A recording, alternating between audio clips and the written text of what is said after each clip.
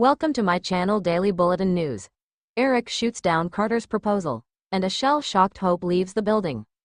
At Forrester, Steffi declares to her parents that Hope is done.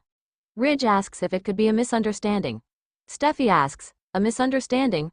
I just walked in on her in lingerie on top of my husband. She saw it with her own eyes. It's so crazy.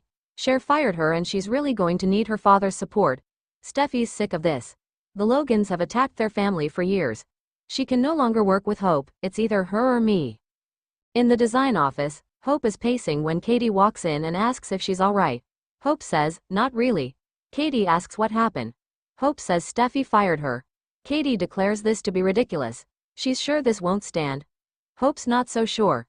Katie insists that once Ridge hears about this it will all be sorted, everything's going to be okay.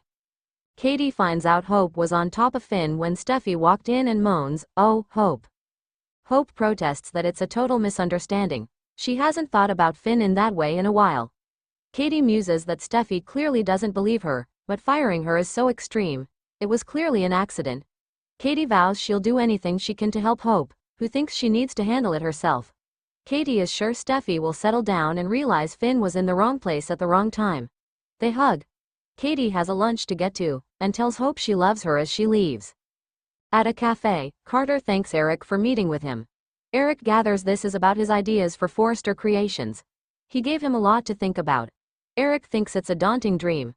Carter insists they're fully capable of executing his plan. He just hopes he knows how committed he is to Forrester. They establish their mutual respect.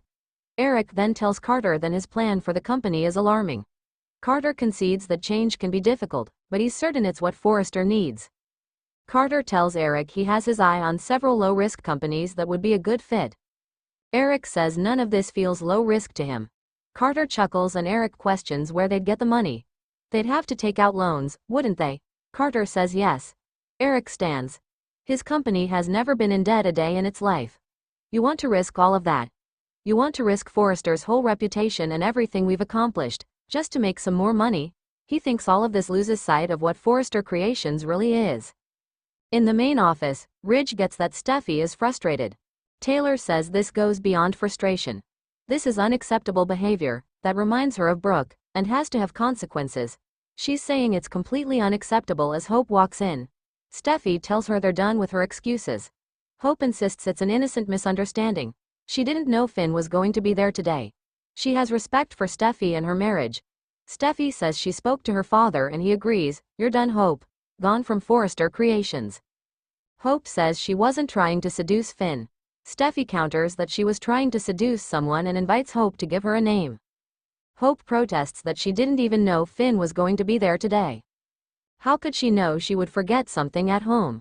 Taylor says Steffi saw her in her lingerie on top of Finn. Hope says she's a klutz. Steffi thinks this sounds like garbage because it is. Shame on you. Shame on you for putting Finn in that position.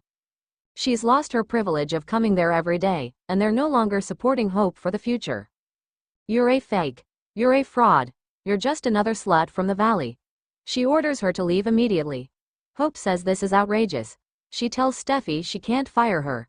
Steffi says the hell she can't. Her father is backing her up. Charlie arrives and Steffi tells him to escort Hope from the property and to take her badge. Hope is no longer allowed to step foot in Forrester Creations again. Hope pleads, "Steffi, you haven't thought this through." She turns to Ridge and tells him this is Steffi's insecurity talking. "I didn't do anything." Ridge says she has to go, it's for the best. Hope pleads. Ridge repeats that she has to go. At the cafe, Eric tells Carter that Forrester is a fashion house. He appreciates the hard work it took to put this together, but they need to focus on what they do best and not get in over their heads. Just then, Carter gets a text and rushes off. At Forrester, Charlie tells Hope, "Let's go." Hope can't believe they're actually doing this. Charlie opens the door and they walk out into the corridor, where the models are having a little birthday party. Hope tells the girls she's being escorted out of the building. She fumes that she grew up there. This is part of her legacy too. She and her mother helped build this business alongside her. Hope tells Steffi that her opinion of her means nothing. "I am a Logan, and I am proud to be a Logan, and that is something that even your beloved grandmother Stephanie accepted in the end. Or have you forgotten?" Ridge tells Hope it's time to go. The models whisper as Charlie walks Hope to the elevator. Ridge and Steffi watch her get in.